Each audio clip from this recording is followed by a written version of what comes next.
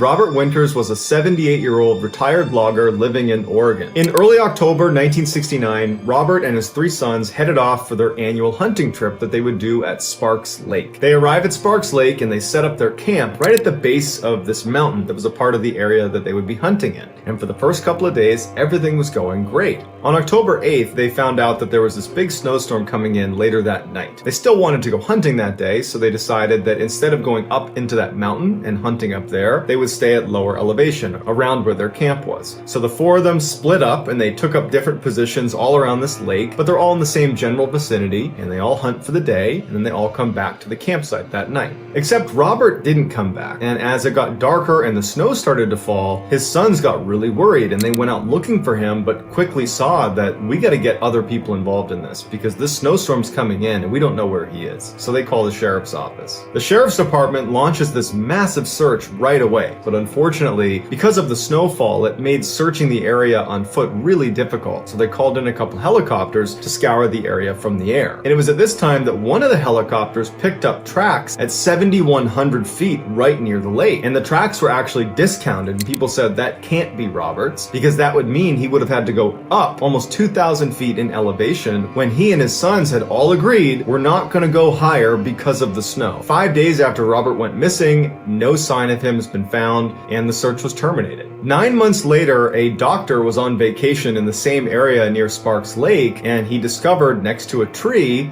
up around that area where those tracks had been found by the helicopter at 7,100 feet, he found lying against a tree a rifle, some clothes, a boot, a glove, and a pair of glasses. The doctor informed the sheriff's department, who came out and confirmed that these all belonged to Robert Winters, but oddly enough, there was no blood anywhere on the clothes, and there were no bone fragments or any remains anywhere in the area. It seems very unlikely that Robert, who was a skilled outdoorsman who had hunted this particular area for 20 years and had agreed with his sons that it was a bad idea to go up in elevation because of the storm, defied all of that and went almost 2,000 feet up in elevation, removed his clothes neatly and put them on the ground next to a tree, and then vanished without a trace. But then how do we reconcile those tracks that were seen from the helicopter up near where all of his belongings were found? Unless those tracks weren't Robert's.